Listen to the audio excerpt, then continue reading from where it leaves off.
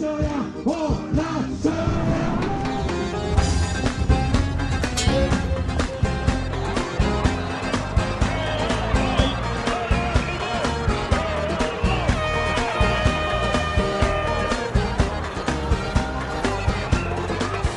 ben la prohibition! Vive la légalisation du cannabis! Vive la légalisation du cannabis! Nous serions à peu près 500 000 usagers quotidiens chroniques. Nous serions peut-être 1 200 000 à en faire un usage quasi hebdomadaire. Et nous serions plus de 12 millions à avoir enfreint la loi. Il est temps que ça cesse! On veut du bédo! On veut du bédo bio! On veut du bédo! On veut du bédo bio! On veut du bédo! Pour moi c'est plus récréatif, mais sinon il y a des personnes pour qui ça peut être utile, quoi. Il y a plein d'autres pays où c'est déjà légalisé, ils l'utilisent médicalement, mais c'est très bien, ils devraient le faire en France, quoi. Après pour moi qu'ils légalisent ou pas, ça va pas trop changer, hein, je fumerai quand même autant. Ils pourront se rendre compte que c'est bon pour la santé, ça peut soigner des maladies quand même, c'est prouvé par des médecins américains. Depuis que le Colorado a légalisé en début d'année. Moi perso ça fait du bien, après bon, je sais que sinon j'ai du mal à dormir. Et puis c'est une belle plante, après je suis cannabiculteur et j'aimerais avoir le droit de faire pousser au moins juste ma consommation personnelle ou avoir le droit d'aller en acheter dans un magasin spécialisé, mais pas flipper à chaque fois que je vois un flic alors que j'ai une boulette dans la poche, quoi. Moi je suis venu pour dire qu'en France la marijuana a été délégalisée depuis 43 ans. Je trouve pas ça normal étant donné qu'il y a pour certaines raisons, principalement les maladies, il y a plein de gens qui souffrent et qui pourraient être guéris. Je connais des gens qui se sont battus pendant plusieurs années pour la légalisation du cannabis médical parce qu'il y a des maladies comme la CEP, le cancer, plein d'autres maladies. Alors, moi concrètement à la base je suis surtout tougher et anti-facho, mais là je suis là pour légaliser le cannabis comme c'est noté là. Le Colorado, depuis qu'ils ont légalisé le cannabis, ils ont fait près de 22 millions de dollars juste avec les taxes. Il y a des États souverains, des nations souveraines sur la Terre, l'Uruguay pour ne pas les citer, qui décident de légaliser le cannabis. Et on sait bien que c'est le mouvement historique irréversible, c'est tout, il n'y a que des pays débiles comme la France pour ne pas l'avoir compris. L'État français est le principal intéressé à la prohibition au monde. Donc c'est plus difficile ici, c'est un peu plus difficile. En Europe, c'est probable qu'il y ait des changements rapides, il y a plein de pays où il y a des évolutions. Et là, en tout cas, il y a des élections tout de suite qui vont être intéressantes sûrement pour plein de choses. Mais pour ce qui nous concerne, Cannabis sans frontières a présenté une liste en Île-de-France. Est-ce que vos parents savent que vous êtes là ou vous leur dites rien? Non, il faut pas... non. Déjà. Et toi, tu cultives alors? Oui, gros cultivateur et je l'assume. Je la fume beaucoup. En vaporisation parce que sinon c'est nocif, ce n'est pas thérapeutique. Et sinon faire des concentrés cannabinoïdes. Moi je fais partie du cirque et donc on appelle à manifester comme tous les ans, hein. C'est un peu le début de notre très courte fenêtre de contestation cannabique dans l'année, de la marche mondiale jusqu'à l'appel du 18 juin, qui aura lieu le 18 juin à la Villette, on espère comme d'habitude.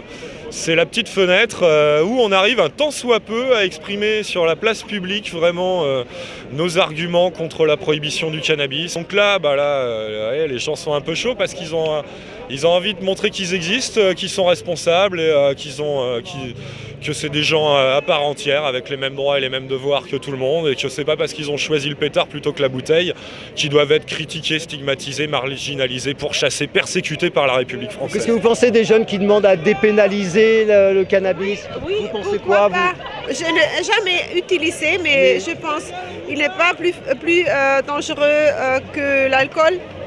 Probablement l'alcool plus dangereux. Il faut bien voir que le public du cannabis, c'est pas que les vingtenaires qui sont là, c'est vraiment transgénérationnel, et y compris chez les trentenaires et les quadragénaires, tu as tout un tas de gens qui bossent, qui sont pères ou mères de famille, qui ont des responsabilités, qui sont parfaitement insérés dans la société et qui cultivent leur herbe de cannabis chez eux tranquillement, donc en risquant leurs 30 ans de prison comme tout un chacun, mais qui ne causent aucun trouble à l'ordre public, qui ne font de mal à personne, si ce n'est peut-être à eux en consommant leur cannabis. Et encore, ça, c'est pas encore tout à fait tranché sur le plan scientifique. Je suis pour la légalisation de la ganja. Mais ça te procure quoi? Ça détend, on est vachement heureux.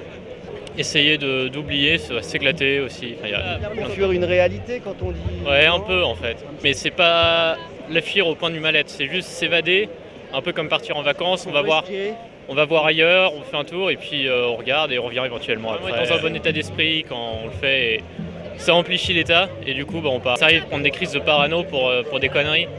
Genre une portière qui claque dans la rue, on pense que c'est des condés ou comme ça et là ça devient...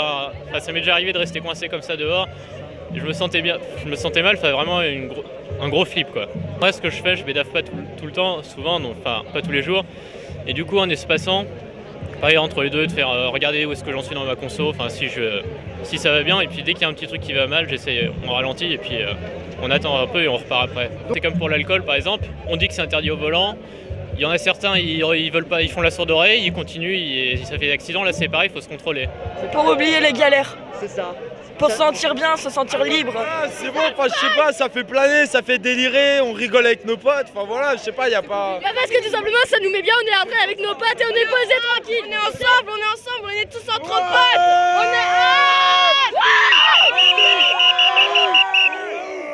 Mais en fait pour moi la drogue c'est pas forcément un moyen de... Tu vois, on fumait tout le temps, ça doit juste te montrer une direction. On va plus lentement, on est moins pressé. Les gens ils sont trop pressés à Paris, ils sont là, ils marchent vite.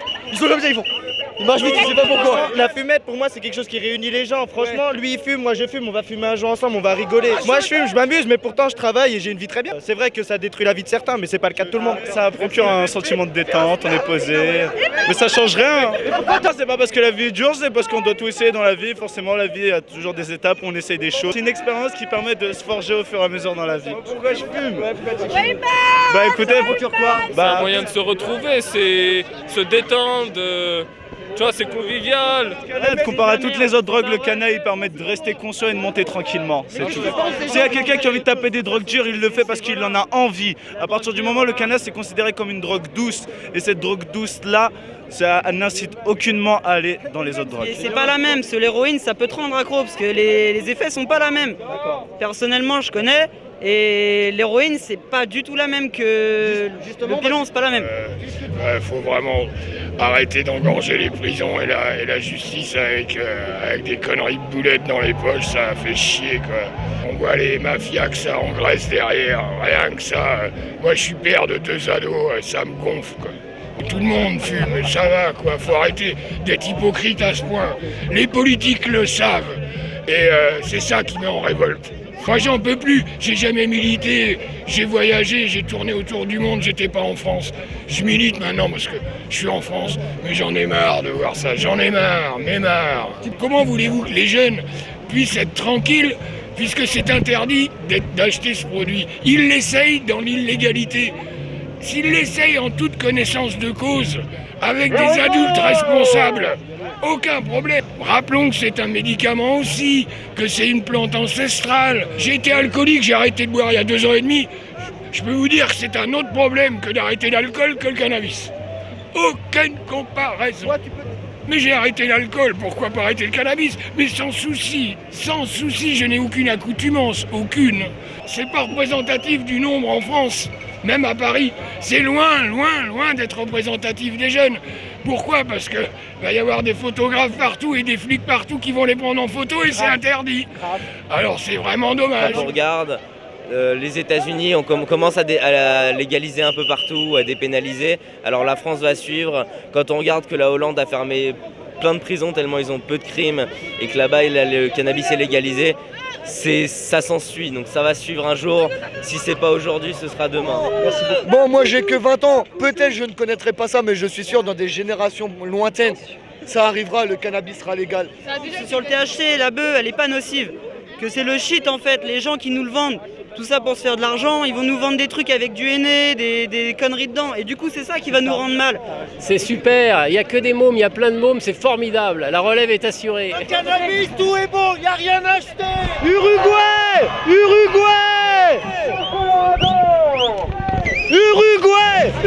Et toi, aller voyager en Uruguay, ça te dirait un jour? Oui, ça me dirait bien. Je reviens du Colorado, moi. C'est pas vrai? Ouais. Raconte comment ça se passe là-bas. En fait, c'est comme Tu fais tes courses? Ouais, tu fais tes courses, et même en tant qu'étranger, tu peux, donc c'est super bien. Et franchement, super bonne en plus. Et tu crois qu'on le verra un jour ça en France? J'espère. Je perds pas espoir, franchement. Pardon. Stop à la prohibition du cannabis! C'est tabac, alcool, on est tous responsables, on consomme, on est responsable, on est des pères de famille, on paye nos impôts, on est comme tout le monde, on n'est pas des parias. On dit qu'on est République, démocratie, liberté, égalité, légalisé.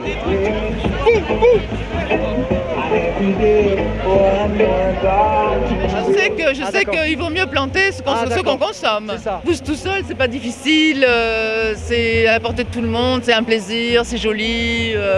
Et on peut faire des tas de choses, des crèmes, des choses pour manger, des choses pour le corps. Nous, nos maladies sont souvent psychosomatiques maintenant et sont souvent dues au stress. Donc c'est une plante qui vient justement à point nommé. Nous pouvons enfin quand même justement réclamer cette reconnaissance à point nommé parce que nous avons besoin de cette plante. La plupart des gens qui sont en prison le sont pas parce qu'ils sont des criminels et ils sont jugés comme des criminels. Et c'est injuste. L'obligation de fumer, c'est pas pour demain malheureusement, non. Il y en a qui ont besoin de fumer parce qu'ils ont besoin de déstresser, d'autres pour dormir, d'autres pour se détendre, d'autres pour oublier. On tolère tous le cannabis différemment, donc du coup c'est pas fait pour tout le monde aussi, quoi. Faut ça se manier, c'est à manier avec des pincettes toujours. Il y a toujours une petite quantité de population qui ont une fragilité avec les addictions et donc du coup je sais pas si une chose peut entraîner une autre. Après c'est vrai que des fois s'approvisionner au marché noir ou quoi que ce soit, ça peut amener à ce qu'on propose d'autres produits un peu plus bizarres à gérer. Calme, voilà. Ça permet de détendre, d'enlever le stress et de s'amuser. Je pense que le pétard, il y en a, ça va les rendre dans le brouillard, ça va pas être le moment de faire la révolution. Ouais. Les mêmes journées en fumée, cheat, arrosé de caille, pose là c'est l'ennui. Se lever tôt, pour pouvoir faire, il n'en a pas l'envie.